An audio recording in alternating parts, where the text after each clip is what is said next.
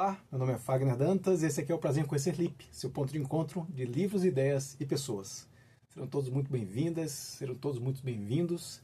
Se sintam à vontade para se inscrever aqui no nosso canal. Esse é um canal dedicado à literatura, à leitura e a toda forma de poder que os livros têm para nos tornar pessoas melhores. Então esse é um pouco o nosso papel aqui, divulgar, espalhar, transmitir o nosso amor pelos livros. E eu tenho certeza que do outro lado existem milhões e milhões de pessoas que também querem um espaço, um momento, uma oportunidade de falar sobre livros, de ouvir sobre livros, de discutir sobre livros. Então esse aqui é um pouco do nosso papel, esse é um espaço que eu espero que você se sinta convidado, se sinta convidada a fazer parte aqui da nossa comunidade, se sinta à vontade para falar sobre livros, para comentar sobre livros, para sugerir livros, sugerir leituras. Esse é um pouco do nosso papel aqui, tá? Então, voltando aqui, colocando o contexto desse vídeo. Esse aqui é o nosso terceiro vídeo da Maratona Carnavalip. Né? Nós temos nossos vídeos normais aqui, normalmente colocamos os vídeos no sábado pela manhã. Vamos tentar ter essa regularidade agora, assim que acabar o carnaval.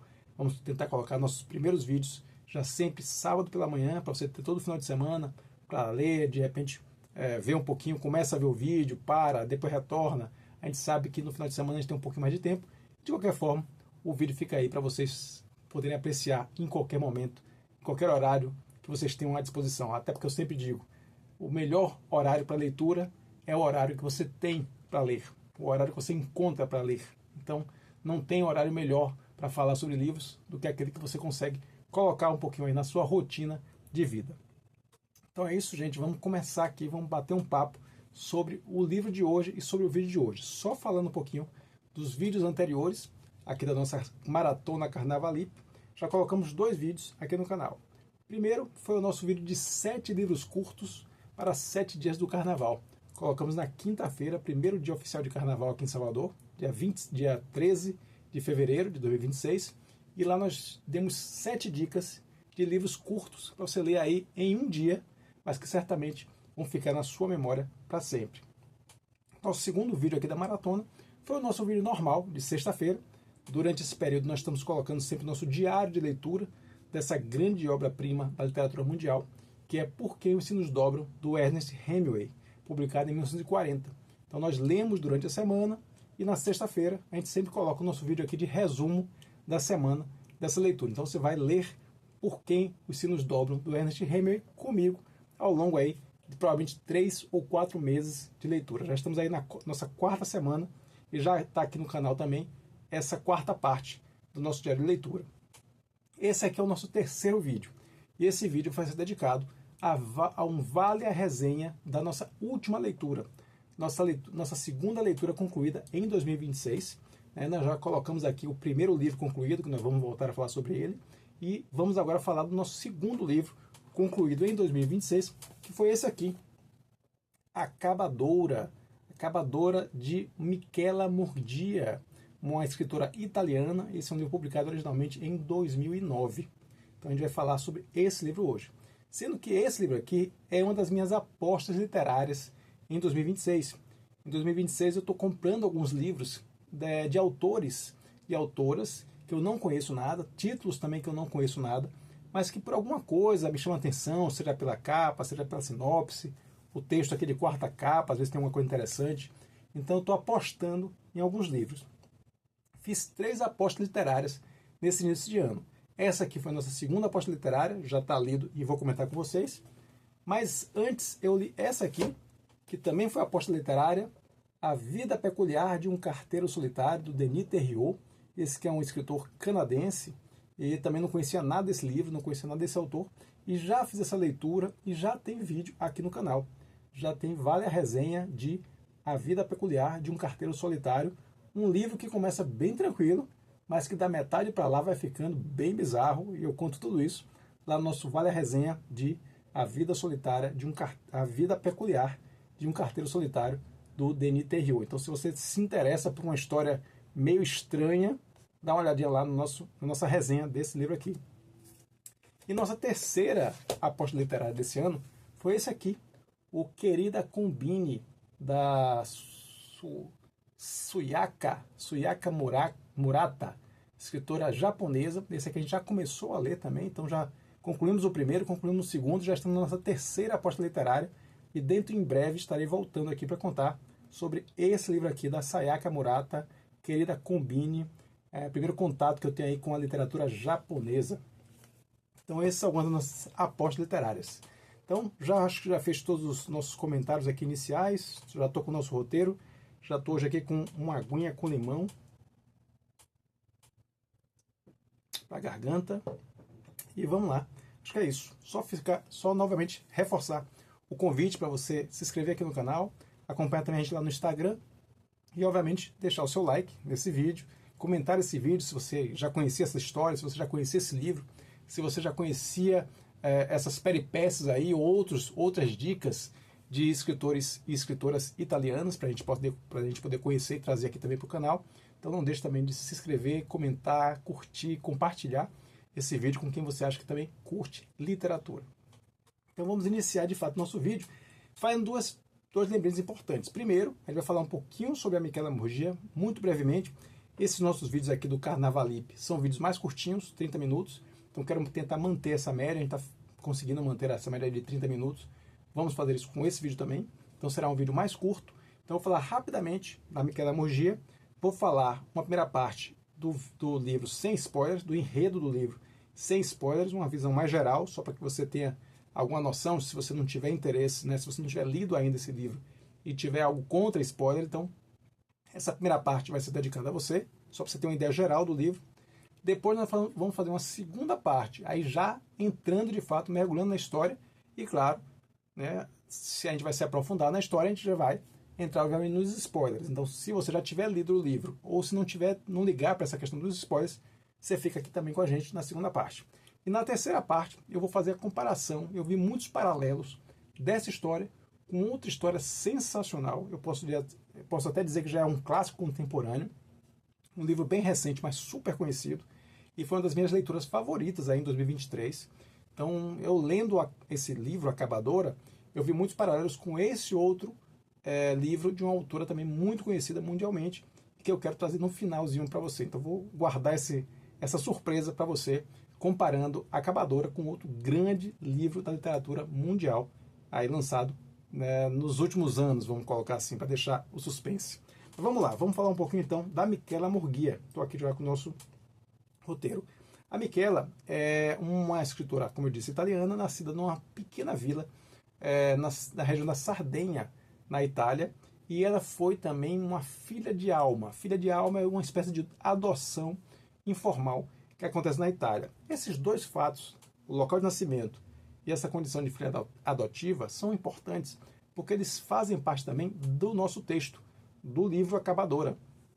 O livro se passa também numa pequena vila na Sardenha e também tem como protagonista uma garota que foi também adotada como filha de alma por uma viúva com alguma condição financeira. Então, de certa maneira, isso tem traços biográficos, né? Essa história do livro Acabadora tem traços biográficos muito claros com a vida da própria Michela Murgia. A Michela, então, se desenvolve, ela vai ter esse apoio de dessa família adotiva, que tem um pouco mais de posses, ela vai conseguir estudar, ela vai ter aí, desenvolver uma carreira na área da literatura, ela chega a estudar teologia, mas não se forma, não avança por esse campo da teologia, ela acaba avançando de fato pelo campo das artes, dramaturgia também, ela é atriz, e ela escreve livros. Ela é uma escritora de livros na Itália. Seu primeiro livro é Il Mondo Deve Sapere, né? O Mundo Deve Saber, é um livro de 2006, né? Foi sua estreia na literatura, mas em 2009, com esse livro aqui, A Acabadora, de 2009, ela vai ter de fato um super reconhecimento na Itália, com esse livro ganhando vários prêmios literários na Itália. Inclusive, uma nota pessoal, eu tenho uma colega de trabalho italiana, Valentina Tridello, uma querida colega, e comentei com ela que estava iniciando ali a leitura de um livro italiano, um livro de uma autora italiana chamada Michela Murgia, e surpreendentemente, porque eu não conhecia, nunca ouvi falar da Michela, surpreendentemente a Valentina já conhecia, então ela é uma autora que parece ser bem conhecida na Itália, então foi um detalhe interessante também. E por fim, a Michela, ela faleceu né, ela faleceu em 2023, né, recentemente. E sobre a Miquela, acho que basicamente era isso. Sobre a publicação, essa é uma publicação da Alfaguara, né, uma editora bastante cuidadosa com suas publicações, né, tem essa capa bem cuidadosa, um trabalho gráfico, né, cuidadoso. A Alfaguara tem essa linguagem visual, essa identidade visual, né, que torna muito facilmente identificáveis os seus volumes, os seus livros. Inclusive eu comprei recentemente um outro, né, Rosário Tijeras, alguma coisa assim. Também fui chamado a atenção pela capa e por ser da Alfaguara. Então, uma editora que já vem se notabilizando aí por grandes obras. Essa aqui é uma publicação então de 2012, o livro originalmente é de 2009 e a publicação da Alfaguara de 2012. E a tradução aqui, ela deixa eu ver que eu coloquei aqui, do Federico Carotti e da Denise Botman. E eu faço questão de destacar aqui a tradução, porque eles fizeram uma escolha que para mim foi bem acertada. Eu sempre digo que a tradução é muito mais do que transfigurar palavras, né? Traduzir literalmente palavras de uma língua para outra, mas é tentar traduzir de fato os sentimentos, as emoções que estão sendo colocadas numa obra que é eminentemente literária, né? A gente não está falando aqui de uma matéria de jornal ou de um ensaio científico. É uma obra literária, uma obra que mexe muito com a emoção, que mexe muito com o sentido, que mexe muito com os significados, com a simbologia das palavras. Então, a tradução ela sempre é um trabalho extremamente delicado no campo da literatura. E aqui, o Federico e a Denise tiveram uma sacada que eu achei bem interessante, que foi manter os nomes originais de alguns detalhes bem típicos da região da Sardenha, que são trazidos aqui no livro. Então tem muitos nomes de doces aqui, por exemplo, de comidas, tem algumas lendas típicas, tem algumas questões locais muito típicas que foram mantidas com a grafia e com a escrita original italiana. Então achei isso uma ideia bem interessante. Eles poderiam ter tentado avançar para uma tradução, algo parecido, uma tradução literal daqueles nomes, mas não. Escolheram manter os nomes originais em italiano, e eu acho que essa foi uma escolha muito legal, porque deu mais uma dimensão, deu mais uma camada aí na fruição literária dessa obra. Então parabenizo aqui também os tradutores pela escolha de manter aí os nomes originais dessas questões mais típicas da Sardenha. Ok? Então acho que basicamente do que nós tínhamos de anterior ao enredo eram esses os detalhes. E vamos entrar então no enredo sem spoilers, certo? Essa primeira parte aqui do nosso papo sem spoilers. O que é que nós vamos ter aqui? Nós vamos ter uma pequena vila na Sardenha, onde a gente começa com o processo de escolha, né, de adoção informal, essa ideia da filha de alma, né, como eles chamam, essa tradição que existe naquela região de famílias um pouco mais abastadas adotarem, né, se responsabilizarem por crianças de famílias mais pobres. De fato, a nossa protagonista aqui é a Maria Listru, e ela é uma garota de 6 anos, ela inicia aqui nosso romance com uma garota de 6 anos, que é ali adotada nessa condição de filha de alma pela Bonaria Urai. A Bonaria Urai é uma viúva, já uma senhora de idade, com alguma condição financeira. Por outro lado, a Maria era a quarta filha de uma também viúva, sem condições, sem posses. Então, vamos dizer assim, para aquela senhora, para Ana Teresa Listru, a mãe da Maria, não havia nem o que pensar, né? Ela tiraria um peso das costas, já que ela tinha outras 3 filhas, né? Como ela sempre dizia, a Maria era, quando perguntavam quem era, né, a menina, ela falava, essa aqui é a quarta, ou essa aqui é a última. Então, assim, era, vamos dizer assim, entre aspas, um peso para a própria Ana Teresa. Então, para ela foi uma escolha muito fácil, quando a Bonaria Urai sugeriu, né, propôs a ela que a Bonaria adotasse a Maria Listru como filha de alma. Então, é assim que começa a nossa história, com esse processo de adoção, e a Maria Listru, com 6 anos de idade, indo morar com a Bonaria Urai, essa viúva de algumas posses, né, de uma condição financeira bem melhor do que a sua família original. Inclusive, isso é bem colocado logo no início do romance, quando a gente percebe a mudança de vida que acontece com a Maria. Porque ela vinha de uma condição, né, isso é descrito em alguns momentos do livro, a condição que ela tinha antes, né, uma condição bem precária, de dificuldades financeiras, e em comparação, né, a diferença disso em comparação com o que ela vai ter na casa da Bonaria, né, uma casa mais confortável, né, ela tem um quarto próprio, um quarto só para ela, como ela faz questão de destacar, onde ela tem comida à vontade, onde ela tem educação, ela passa a estudar numa escola, então isso já é um elemento super diferencial em relação à sua família original. Então temos aí uma mudança que foi uma mudança bastante significativa para Maria. É importante notar que essa vida mais confortável da Maria, vamos dizer assim, ela esbarra, de certa maneira, num comportamento, numa criação meio fria por parte da Bonaria Uriah. Então essa criação ela é feita de muito respeito, né, de muito rigor, muita disciplina. Inclusive existe uma cena muito forte aqui onde ela bate, né, dá um tapa na Maria, quando a Maria mente para ela, uma questão simples ali de uma coisa que a Maria pegou, ela pergunta, mas diz que não sabe, ela dá um tapa na Maria, e aí pergunta, você sabe por que eu lhe dei um tapa? Ele diz, porque eu peguei tal coisa. Não, porque você mentiu para mim. Então isso mostra muito bem que existe ali um sistema de educação à moda antiga, né? Vamos dizer assim, um sistema de educação muito rigoroso, mas que de fato existe na relação das duas mulheres, né? No caso da Bonaria Uriah e da pequena Maria, existe sim uma relação de disciplina, de respeito, mas que também tem elementos de carinho, né?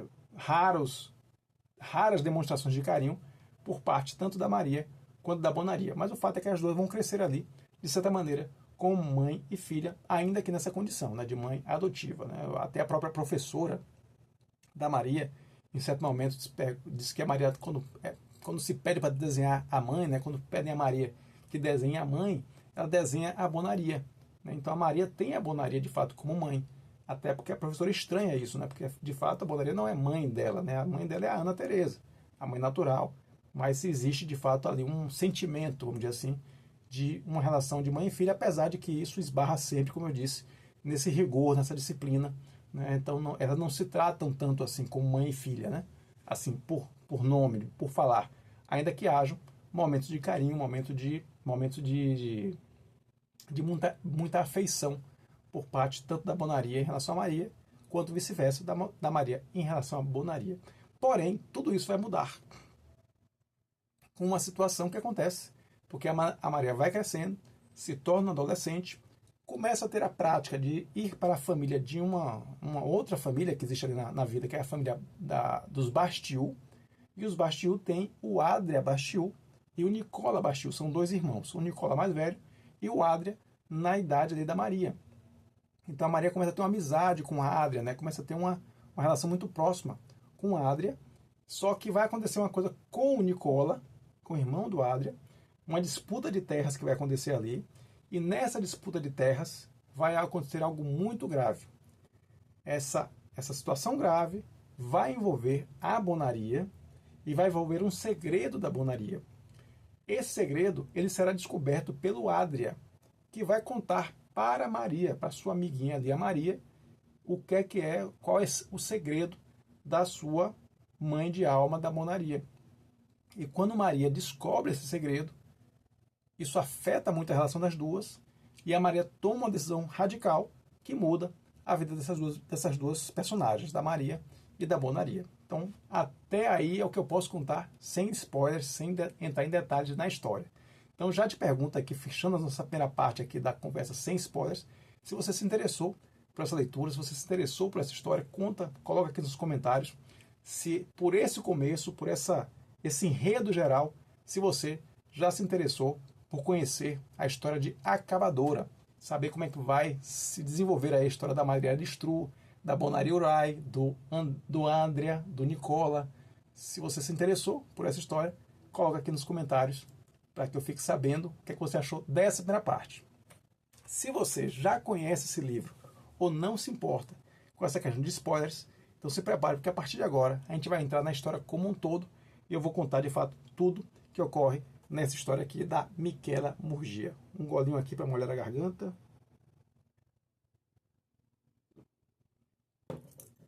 E vamos seguir adiante para a parte com spoilers. O caso é o seguinte: na disputa de terras, ali entre a família Bastiu e o seu vizinho, eles identificam que o vizinho alterou o limite ali da fazenda. Vamos dizer assim, roubou uma parte da terra, né, da família Bastiu. E o Nicola não vai deixar isso passar barato. Ele vai aprontar ele vai de certa maneira, vai tentar incendiar ali aquela parte para que o vizinho, né, eles tentam retomar ali, mas não conseguem de maneira pacífica, vamos dizer assim. Então, já que ele não vai ficar, ele não quer ficar por baixo da situação. Então, o que ele faz? Então, já que eu não posso retomar de volta o terreno, eu vou impedir que ele use o terreno, que o vizinho que roubou o terreno, né, que ele use esse terreno, e vou tocar fogo nesse terreno. No que ele está tentando fazer isso, o vizinho descobre e atira no Nicola. Nesse atirar no Nicola, inclusive que é muito bem construída aliás, como um todo, né? O livro é muito bem escrito. Eu gostei muito da escrita da Michela Murgia, tanto as partes mais emocionais, mais dramáticas, quanto também essa coisa do enredo, essa coisa de esconder as ações importantes até o último minuto para então revelar. Gostei muito da forma como ela escreve, como ela desenvolve essa história aqui. E as mudanças também, as mudanças radicais que ela promove na história, que pegam a gente um pouco de surpresa, o que é sempre bom para uma história, para manter uma história viva, você ter essas reviravoltas.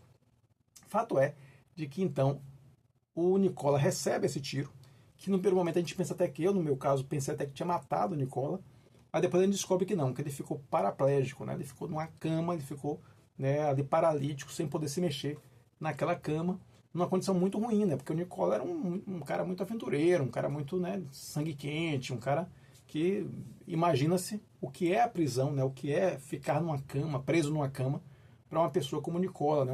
Uma pessoa tão ativa como o Nicola. Mas o fato é que ele fica nessa cama.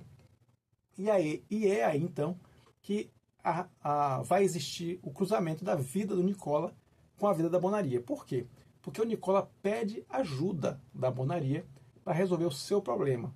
Aí você me pergunta, como é que a Bonaria pode resolver um problema? A Bonaria não é médica, né? O que é que ela pode fazer para o paralítico Nicola? Fato é que Nicola não aceita essa condição de paralítico. Ele não aceita viver nessa condição. E o que ele pede para a Bonaria é que ela faça o serviço pelo qual ela é conhecida na cidade. De maneira implícita, de maneira velada, mas ainda assim é uma coisa de conhecimento das famílias ali naquela vila. E o que é que a Bonaria faz? Qual o serviço da Bonaria? Bonaria é exatamente uma acabadora. Esse título aqui vem justamente dessa função que ela tem ali naquela vila. E o que é uma acabadora? A acabadora é uma mulher mais velha, mais experiente, que, com o consentimento da família e com o consentimento do doente, ela acaba com o sofrimento de ambos. É isso mesmo que vocês estão pensando. A Bonaria, ela pratica uma espécie de eutanásia caseira ali, uma eutanásia amadora ali, para livrar as famílias e os doentes do peso daquela condição, né? As famílias muitas vezes pobres, que não tem como, né, como manter aquele doente ali por muito tempo, e também o doente, por não ter aí uma condição, uma chance de se recuperar, também não quer mais ficar naquela condição. Então, essa família e o doente, né, essa família com o consentimento do doente, eles chamam a Maria, ou chamam a Bonaria, e a Bonaria aí acaba com aquele sofrimento. Por isso o título Acabadora. Só que isso tem uma condição. Tanto a família quanto o doente precisam concordar com isso. Tanto é que existe uma passagem no romance onde uma família chama a Bonaria, ela vai até a casa, né, pergunta ali se existe tudo bem, se o doente né, sabe disso, aí a família diz que sabe, diz que ele concorda com tudo. Quando ela vai até o doente, ela percebe que, na verdade, o doente está ali, está em condição, sim, de se recuperar. E a família, que é apenas a família, quer se livrar daquele peso ali do doente. Então, ela, diante disso, ela amaldiçoa a família. Porque exatamente isso é contra as regras desse serviço que ela presta.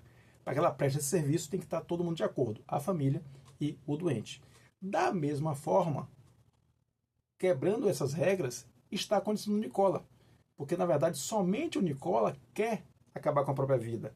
A sua família nem cogita nisso, nem pensa nisso. A família está chamando o padre para conversar com ele, para tentar tirar ele daquela depressão, tirar ele daquela condição ali de não aceitar a sua condição de paraplégico, né, de tentar realmente recuperá-lo. Então a família quer recuperar o Nicola.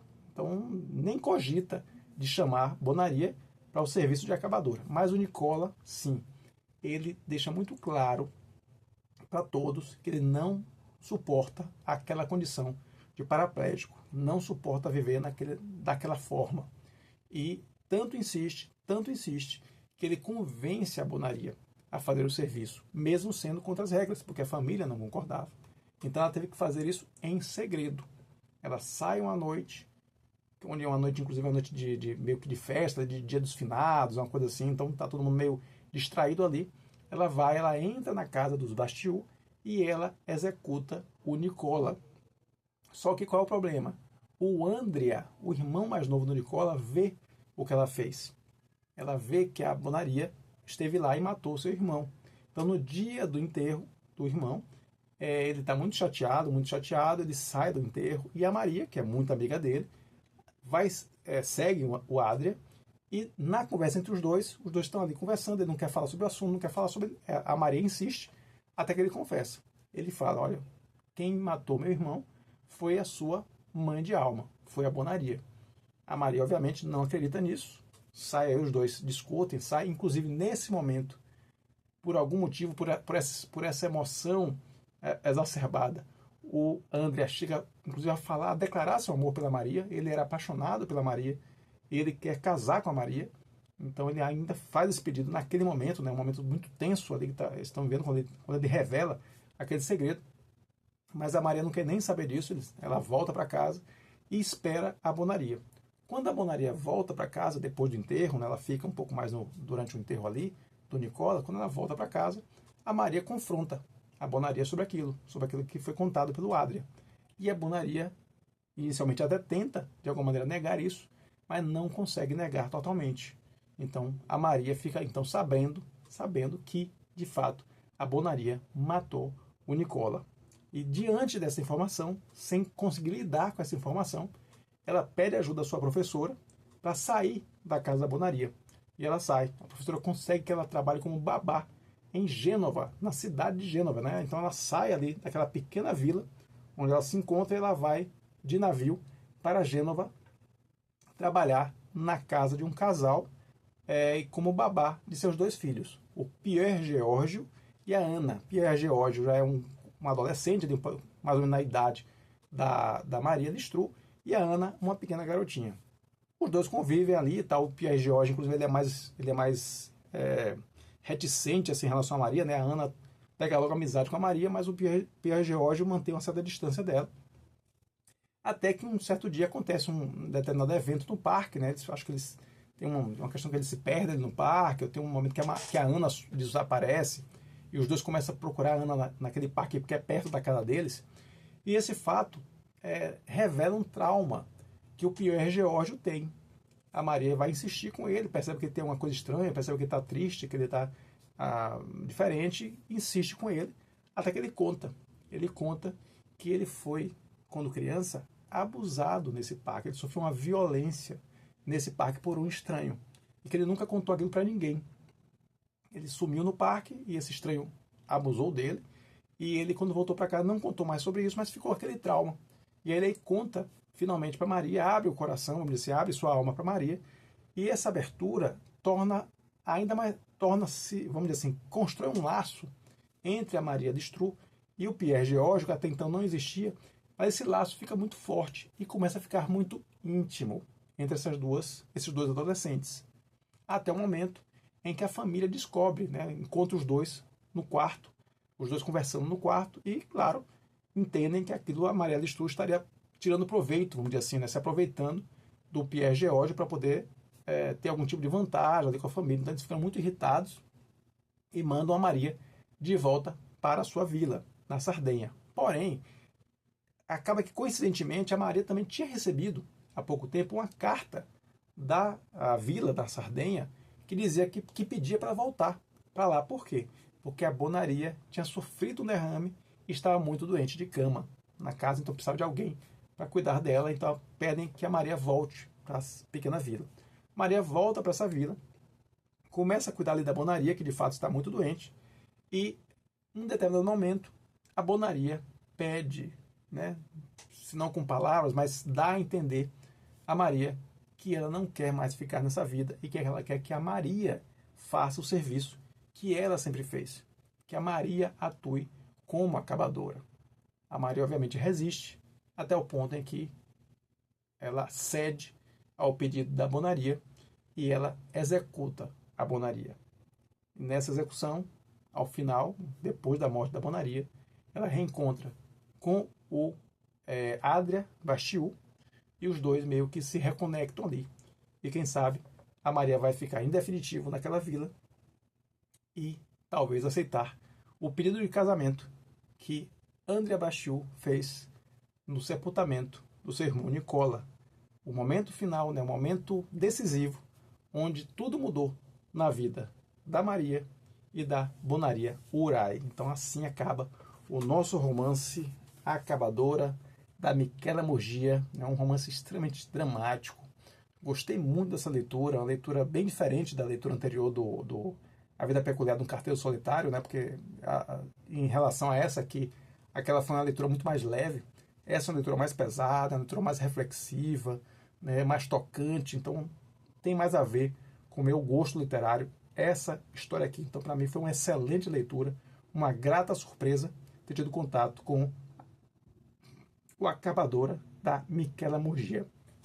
E agora, a parte final do nosso vídeo, eu queria deixar essa comparação, esses paralelos aqui, porque vi muito desses paralelos lendo O Acabadora, encontrei muitos paralelos com um livro que eu adoro e que eu queria trazer aqui para vocês, que é o Hibisco Roxo, isso mesmo. Hibisco Roxo, da Chimamanda Ngozi Adichie, essa grande escritora nigeriana, sensacional escritora, sensacional mulher, pessoa, figura pública da mais alta qualidade, né? Se pronuncia sempre nos debates públicos. Então eu gostei muito dessa leitura que fiz, acho, se não me engano, fiz 2023, 2024, mas foi uma das minhas top 3 leituras, acho que foi a terceira melhor leitura do ano em questão. E eu vi muitos paralelos aqui entre essas duas histórias. Então vou trazer para vocês aqui, para a gente finalizar esse vídeo, os paralelos que vi entre A Acabadora, de Michela Murgia, e Hibisco Roxo, da Chimamanda Ngozi Adichie. Então listei aqui 7, né, se não me engano, foram 7 coincidências aqui, 7 paralelos. Primeiro paralelo, nós temos duas histórias protagonizadas por adolescentes. Então, tanto a Maria Lestrue, em Acabadora, quanto a nossa queridíssima Cambili, ou Cambile, né? Aí tem a pronúncia que, inclusive, é discutida no meio aqui do livro. Cambili, né? Nossa protagonista de Hibisco Roxo. Então, temos duas protagonistas adolescentes. É o primeiro paralelo que existe entre as suas histórias. Segundo paralelo, temos duas mães adotivas, né? Entre aspas. No caso, a Acabadora de fato, uma mãe adotiva, que é a Bonaria Urai. No caso do Hibisco Roxo, não é exatamente uma mãe adotiva, mas a tia Ifoma, ela que vai receber a Cambili ali na casa dela e que vai apoiar muito a Cambili no seu processo de crescimento, no seu processo de construção da sua identidade, não deixa de ser uma espécie de mãe adotiva também aqui do Hibisco Roxo. Então, e temos mães adotivas tanto no Acabadora quanto no Hibisco Roxo. Terceiro paralelo. Os dois livros trazem relatos de violência infantil. No caso da Maria, no caso do Acabadora, existe a violência infantil com o Pierre Giorgio, né, como a gente contou aqui, o trauma que ele sofreu, o abuso que ele sofreu quando estava perdido no parque. E no caso do Hibisco Roxo, temos também um gravíssimo caso de violência infantil com a própria Cambili, né? Então, Cambile, então, como a gente... uma das cenas mais terríveis do Hibisco Roxo é justamente a punição que a Cambile sofre do seu pai, né, do seu próprio pai. Um quarto ponto paralelo é o senso de família. É muito intenso esse senso de família. No Acabadora, a gente tem a figura da Maria Lestrue, mas ela tem muita relação com suas irmãs, né, com suas duas irmãs. Então tem a gente sente um pouco essa coisa da família. Não é o protagonista sozinho, nem um protagonista em dupla com a Bonaria. Existe um senso de família que é bem legal, que é bem trabalhado no Acabadora. Igualmente, existe esse senso de família também no Hibisco Roxo, porque a Cambile se relaciona muito com seus primos, né? Com a Almaca, né? Com a turma ali os filhos da tia Ifoma. Então, gostei muito dessa condição, esse senso de família para além do protagonista. Uma quinta situação é a mudança de cenário, né? Nós temos mudanças de cenário significativas tanto em Acabadora quanto em Hibisco Roxo. Em Acabadora, a Maria Lestrue, ela sai daquela vila mais precária e vai para a cidade grande, né? Vai para Gênova, uma cidade moderna. Do mesmo jeito, a Cambile sai da mansão, onde vivia com sua família ali em Lagos, e vai morar num apartamento mais humilde, da tia Infoma. Então também temos aí uma mudança de cenário importante para o desenvolvimento da história e dos protagonistas. Temos aí também, no caso das duas histórias, as duas protagonistas vivem romances não consumados. Né? Romances que tinha ali, a gente tem aqueles indícios do romance, mas esse romance acaba não sendo consumado. No caso de Acabadora, o romance entre a Maria Lestrue e o Adria Bastiu. Eles ficam ali, aqueles jovens, aqueles dois adolescentes, ficam um pouco naquela tensão, inclusive com o Adria Bastiu se declarando para a Maria Lestrue, mas não havendo ali uma consumação daquele romance. Da mesma forma, a Cambile tem o seu famoso romance platônico com o padre Amadi. Né? Então, outro detalhe importante no livro da Chimamanda Ngozi Adichie. Então, mais um paralelo aí, romances não consumados. E, por fim, as duas histórias são histórias de construção de identidade, de crescimento pessoal a partir de traumas familiares. Tanto a Maria em relação à Bonaria e o segredo que a Bonaria trazia, quanto também a Cambile e a relação conflituosa que existia ali dentro da sua família, em relação também à sua família, a família paterna, né? Seu avô, a própria tia Infoma. Então tem muito trauma familiar que precisou ser resolvido. A partir daí, essas duas protagonistas, tanto a Cambile quanto a Maria Lestrue, se desenvolveram enquanto personagens, construíram a sua própria identidade através desses traumas familiares. Então, duas grandes histórias, dois belíssimos romances que ficam aqui alguns paralelos. Então, se você gostou de Bisco Roxo, provavelmente você vai gostar de Acabadora, de Michela Morgia. É isso, gente. Espero que vocês tenham gostado, espero que vocês tenham curtido aí essa história, essa resenha do Acabadora. Espero que vocês tenham se interessado por esse tipo de livro, esse romance. Se interessaram, comentem aqui na região aqui dos comentários, na parte dos comentários, se você já conheceu essa história, se vocês se interessaram por conhecer um pouco mais essa história, se concordam com esses paralelos entre Acabadora e Hibisco Roxo da Chimamanda. Então fiquem à vontade para bater um papo sobre livros, que eu acho que esse é o grande motivo, a grande motivação que nós temos aqui com os nossos vídeos, proporcionar sempre o máximo de discussões e de debates e de papo sobre livro, que acho que é isso que nos une a todos aqui no nosso canal. É isso, se inscreva aqui no canal, acompanhe também lá o Instagram, no @prazeremeconhecerli, para mais papo sobre livros, e, como eu sempre digo, obrigado pelo seu tempo, e lembre-se, a busca nos une. Um abraço.